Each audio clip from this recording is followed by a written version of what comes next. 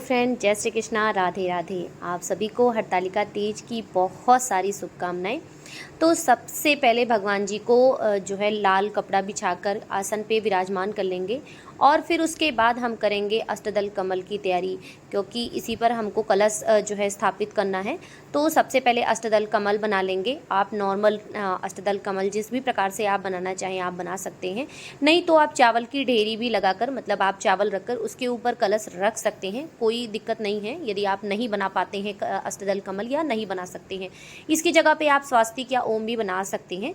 फिर उसके बाद कलश स्थापित करेंगे। कलश में कोई भी शुभ चिन्ह स्वास्तिक वगैरह बना लेंगे। उसके ऊपर मौली उसके कंठ में बांध देंगे। फिर शुद्ध गंगा जल युक्त जल भर लेंगे और उसमें हल्दी, सुपारी, लौंग, इलायची, कमलगट्टा डालकर उसके ऊपर आम के पत्ते या अशोक के पत्ते जो भी आपको अवेलेबल हो, जो भी आपको मिल जाए वो रखेंगे। उसके ऊपर एक कंप्लीट पूर्ण पात्र रखेंगे जिसे बोलते हैं।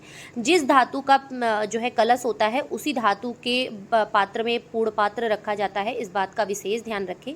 उसके ऊपर दीपक जो है स्थापित कर देंगे। अब करेंगे कलश की पूजन। तो सबसे पहले कलश पर आचमन स्नान मतलब कि जल का छिड़काव करेंगे कि हम उसे शुद्धिकरण, मतलब एक शुद्धिकरण के भाव से उसे शुद्ध कर रहे हैं। उसके बाद सभी पत्तों पर आप जो है अष्टगंध या रोली, कुमकुम जो भी आप लगाना चाहें आप अच्छे से लगा दें, सजा दें। आप चाहे तो ओम, स्वस्तिक या कुछ और कोई भी शुभ चिन्ह आप अच्छे से बना सकते हैं, या फिर आप सिंपली टीका भी कर सकते हैं जिस प्रकार से मैंने किया। और फिर दीपक प्रज्वलित कर लेंगे। दीपक प्रज्वलित करने के बाद आचमन अवश्य करें, मतलब शुद्धिकरण के लिए आचमन अवश्य करना चाहिए। उसके बाद वस्त्र रूपी कलावा अर्पित करेंगे। कहते हैं कलश में सभी देवी देवताओं का वास होता है, इसलिए कलावा अर्पित करेंगे वस्त्र रूपी। अब इसके बाद करेंगे गणपति जी की पूजा। तो किसी भी पूजा में सबसे पहले होती है गणपति जी की पूजा। कलश की स्थापना हो गई, इसके बाद गणपति जी की पूजा। गणपति जी को आचमन स्नान कराया, क्योंकि मेरे यहाँ स्नान वगैरह सब सुबह हो जाता है और ये मैं आपको दिखाने के लिए वीडियो अलग से बना रही हूँ, तो इसलिए मैंने सिर्फ आचमन स्नान कराया है। आपके पास यदि विग्रह है तो आप से स्नान आदि करा सकते हैं। इसके बाद भगवान जी को दुर्वा, फूल, समीपत्र आदि अर्पित करेंगे। भगवान जी को इत्र अर्पित करेंगे। इसके बाद यदि आपके पास प्रतिमा है तो आप प्रतिमा की पूजा करिए, या फिर आपके पास विग्रह है तो आप विग्रह की पूजा करिए। शिव जी की बात कर रही हूँ। बेसिकली इस दिन शिव परिवार की पूजा की जाती है, क्योंकि गणपति जी की पूजा तो होती ही है और माता पार्वती और शिव जी की साथ में पूजा की जाती है। तो यदि आपके पास विग्रह है तो आप विग्रह की, प्रतिमा है तो है प्रतिमा की आप करिए। मेरे विग्रह की सुबह स्नान हो जाता है, जैसा कि आपको मैंने बताया, तो मैंने सिर्फ आचमन स्नान किया है। उसके बाद भगवान जी को सफ़ेद चंदन, माता को रोली, गणेश जी को, कार्तिकेय जी को, नंदी बाबा को, सभी को रोली, अक्षत आदि अर्पित किया। फिर वस्त्र रूपी कलावा अर्पित किया, जनेव अर्पित किया, माता को सिंदूर अर्पित किया, इत्र अर्पित किया, गणपति जी को दुर्वा अर्पित की। आपके पास यथासंभव जो भी मिल पाए आप वो अर्पित कर सकते हैं, कोई दिक्कत की बात नहीं है। फिर उसके बाद भगवान जी को लाल पुष्प अर्पित किया। आपके पास यदि सफ़ेद हो, पीले हो, जो भी हो आप वो अर्पित करें। फिर भगवान जी को अति प्रिय है बेलपत्र, तो बेलपत्र अर्पित किया और आग के पत्तों से जो है मंडप की तरह सजाया। इस दिन बेसिकली केले के पत्ते का विधान है, केले के पत्ते का तोरण वगैरह बनाया जाता है, बहुत ही शुभ माना जाता है। यदि आपको मिले तो आप ज़रूर बनाइए। इसके बाद भगवान जी को भस्म अर्पित किया, पीले फूल थोड़े से मिल गए थे वो अर्पित किए, और सबसे लास्ट में समीपत्र जरूर अर्पित करें। फिर माता को मेहंदी अर्पित की, सिंदूर अर्पित किया। इस दिन सुहाग की जितनी भी सामग्री आप अर्पित कर पाएँ बहुत ही अच्छी बात होती है। फिर माता को चूड़ियाँ अर्पित की। आप थोड़े थोड़े अर्पित करें, जैसे विग्रह के पास बहुत ज़्यादा सामान भर के रख पाना भी पॉसिबल नहीं होता है, तो इसलिए थोड़ा थोड़ा सामान आप करके माता को अर्पित करें। फिर एक वस्त्र आप जरूर अर्पित करें। कोशिश करें कि लाल या पीले वस्त्र हो तो बहुत अच्छी बात है। इस दिन लाल या पीले वस्त्र को जो है चढ़ाने का विधान होता है, बहुत ही अच्छा लगता है और बहुत ही शुभ माना जाता है। इसके बाद माता को पत्ते से एक बिंदी निकाल कर लगाया, ताकि पूरा पत्ता जो है शुद्ध हो जाता है, मतलब एक प्रसादी रूप में हो जाता है। फिर आप उसे स्वयं के लिए या दान स्वरूप भी आप दे सकते हैं, या आप स्वयं के लिए भी इस्तेमाल कर सकते हैं। कहने का मतलब है कि पूरे श्रृंगार की सामग्री माता को अर्पित की।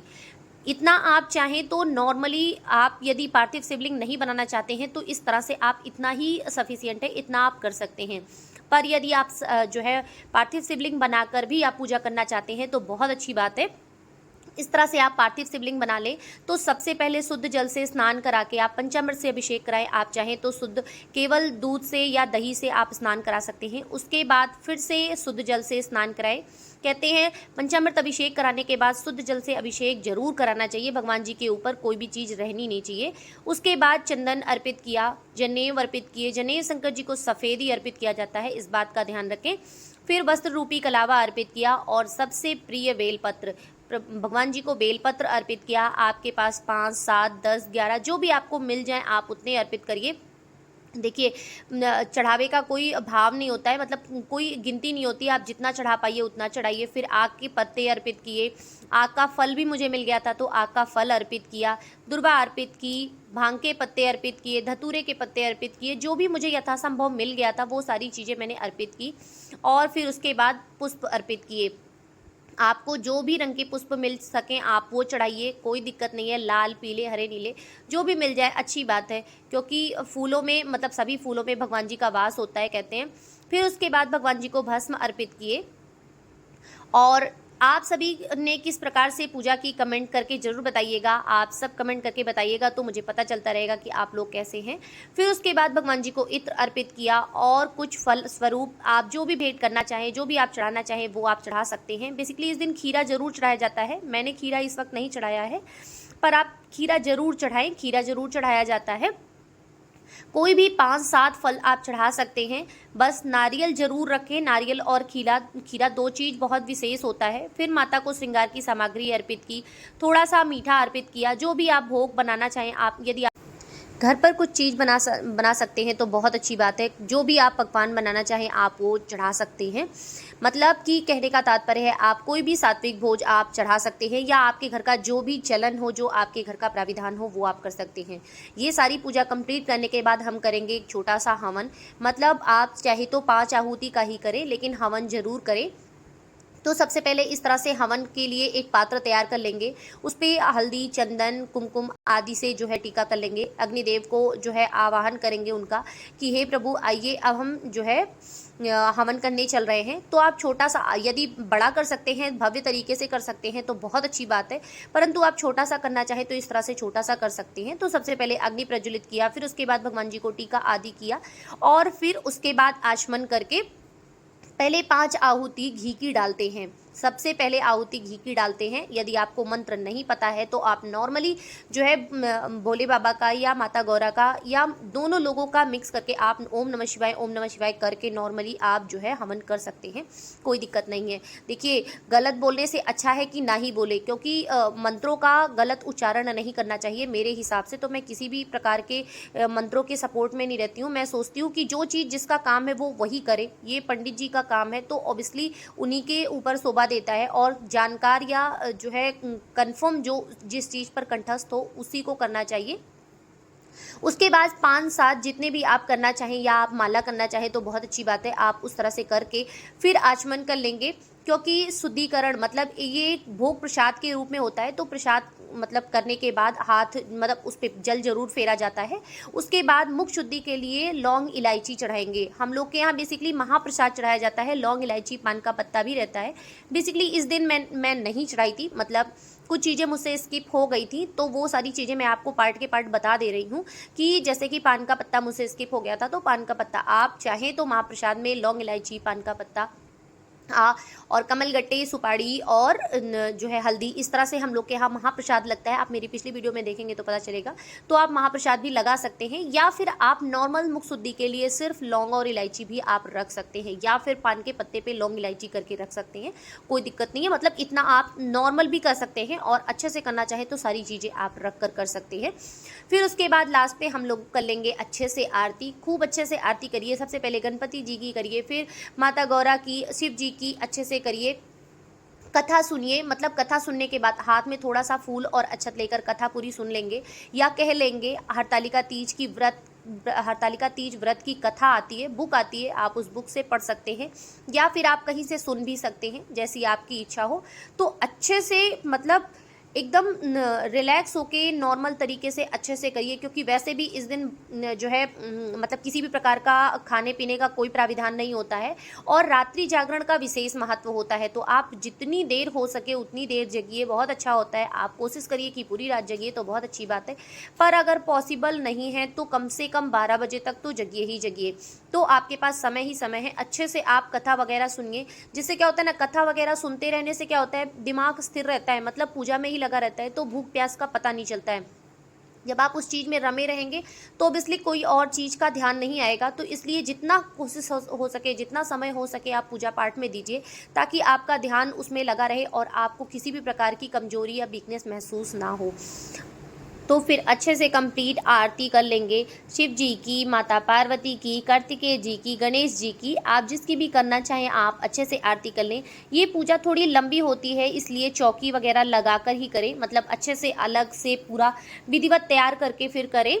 फिर आरती करने के बाद आचमन जरूर कर लेंगे, आचमन करना बिल्कुल ना भूलें। 3 बार इस तरह से घुमा के आचमन किया जाता है, कहते हैं शुद्धिकरण एक प्रकार का होता है, तो आचमन जरूर कर लें। आचमन करने के बाद हाथ में पुष्प और अक्षत लेकर आप क्षमा याचना करें कि हे प्रभु, मुझसे जो भी भूल हुई हो या मुझसे जो भी कमी रह गई हो पूजा में, उसके लिए आप मुझे क्षमा करें और अपना बालक, अपना मतलब अपना समझकर मुझे मेरी गलतियों को माफ़ करें। उसके बाद लास्ट में हम लेंगे माता से सुहाग, मतलब वापस से सुहाग अपने माथे पे लगाया जाता है, कहते हैं माता से जो है सुहाग लिया जाता है। तो सिंगोरे से सबसे पहले माता को सिंदूर अर्पित करेंगे, 5-7 जितनी भी बार आप कर सकें अच्छे से करें। देखिए मेरे हाथ में कितने सारे सिंदूर थे कि पूरे माता पे आ गए थे। तो सिंदूर अर्पित करेंगे, उसके बाद फिर अपने आंचल से थोड़ा सा सिंदूर लगाकर अपने माथे पे वापस लगाएंगे। कहते हैं इसे सिंदूर लेना, मतलब सिंदूर लेना कहते हैं, सुहाग लेना कहते हैं, कि ताकि जैसे माता का सुहाग अखंड बना है उसी प्रकार से हमारा भी सुहाग अखंड बना रहे और हमारे घर में किसी भी प्रकार की कमी या किसी भी प्रकार की जो है द्वेष भावना या निगेटिविटी ना आने पाए। जिस तरह से माता का सुहाग अखंड बना है उसी तरह से हमारा सुहाग भी अखंड बना रहे और हमारे पति को लंबी आयु, अच्छा स्वास्थ्य दे, बच्चों को अच्छा भविष्य दे, उनकी अच्छे जीवन की कामना करेंगे। सो फ्रेंड्स, आपको ये वीडियो कैसा लगा कमेंट करके ज़रूर बताइएगा। वीडियो अच्छा लगा हो तो लाइक कमेंट शेयर करना बिल्कुल ना भूलें और अगर आप हमारे चैनल पर नए हैं तो चैनल को सब्सक्राइब कर लें, बेल आइकन भी दबा दें ताकि वीडियोस की नोटिफिकेशन आप सभी को मिलती रहे। सो जय श्री कृष्णा, राधे राधे, हर हर महादेव, हरतालिका तीज की बहुत सारी शुभकामनाएं।